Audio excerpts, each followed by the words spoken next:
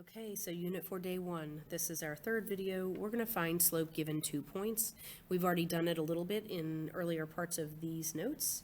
So again, I'm going to use this equation. Slope is represented with the letter m, and our slope is y sub 2 minus y sub 1 all over x sub 2 minus x sub 1. That is our change in y. So sorry. Over our change in x. So the triangle there is delta. It's a Greek letter and it just means change in. All right, so for each one of these, we are going to figure out our first point and our second point.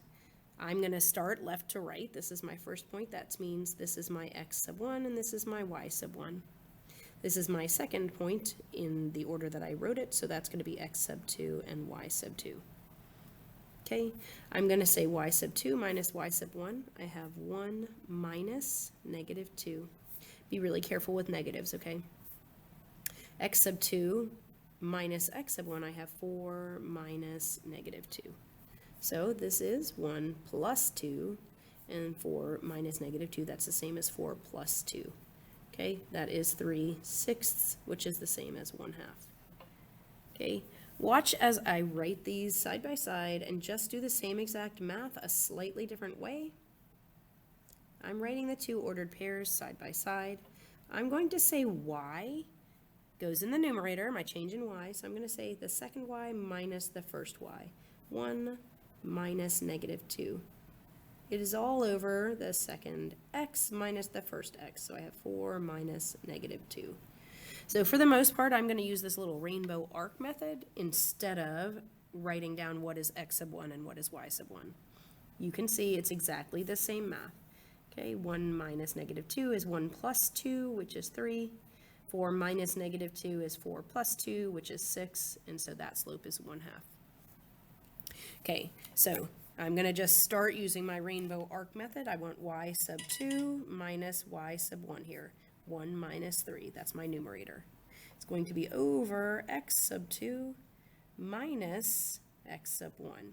I'm subtracting negative 5, so be careful about your negatives. 1 minus 3 is negative 2. 2 minus negative 5 is really 2 plus 5, which is 7. That's my slope right there. Negative 7 minus negative 1. Negative 7 minus negative 1, all over. 10 minus 10. Uh-oh. Right now, I have negative 7 plus 1, that's negative 6 over 0. I am not allowed to do that. If you put that in a calculator, it will say error, and so I know my slope is undefined. If you ever notice that your x's are exactly the same, your slope is undefined. Okay, so f of negative 2 equals 6, and f of 3 equals 1. Well, how do I find the slope with that? I need ordered pairs to find my slope, right? Remember, this is my input, that is my x value. This is my output, that is my y value. So I'm going to say I have an ordered pair here that's negative 2, 6. This is my input is 3, and my output is 1. So I'm going to say that 3 is my input, or my x value, and 1 is my output, or my y value. And now I have two ordered pairs, so I can find slope. I'm going to say y sub 2 minus y sub 1. That's 1 minus 6 all over 3 minus negative 2. Okay, I have negative 5 over, boop, boop, 3 plus 2 is 5.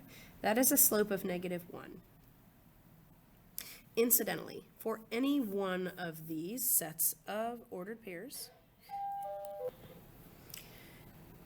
so incidentally, sorry, I was interrupted by another announcement. I can switch the order of any of these ordered pairs sets, and it doesn't matter. I'll still get exactly the same slope.